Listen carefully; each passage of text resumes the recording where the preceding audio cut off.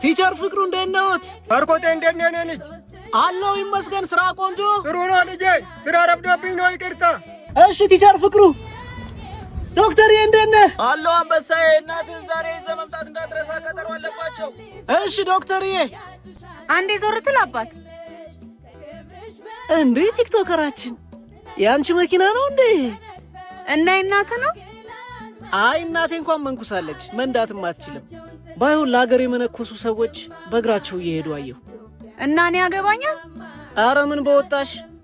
እንደው የዓለም ጸባይዋ ገርሞኝ ነው እንጂ።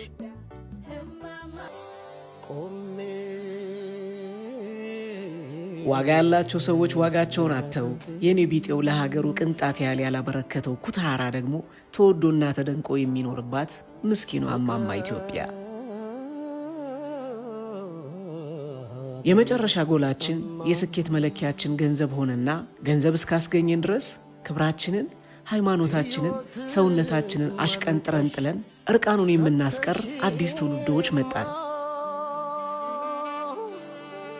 በጣም የሚገርመው ታዲያ ይሄ ትውልድ ለሀገር ከመነኮሱ ሰዎች በላይ መወደድና ክብርን አግኝተን በየቦታው በአድናቆት ማዕበል እንጥለቀለቃለን።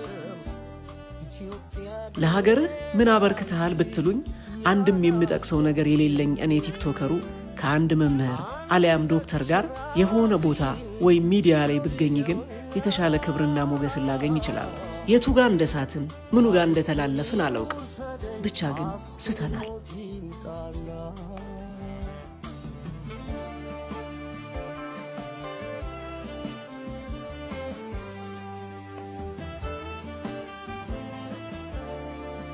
በሽታን ከሚፈውሰው ሐኪም አእምሮን ከሚያለመልመው መምህር በላይ እኔ ተራው ቲክቶከር የምናገረው ቃል ልክ እንደ አንድ የሀገር ባለውለታ ተጽዕኖ ፈጣሪ እንደተናገረው ተቆጥሮልኝ ርዕስ ሆኜ ለተወሰነ ጊዜ ሚዲያውን ልቆጣጠረው እችላለሁ።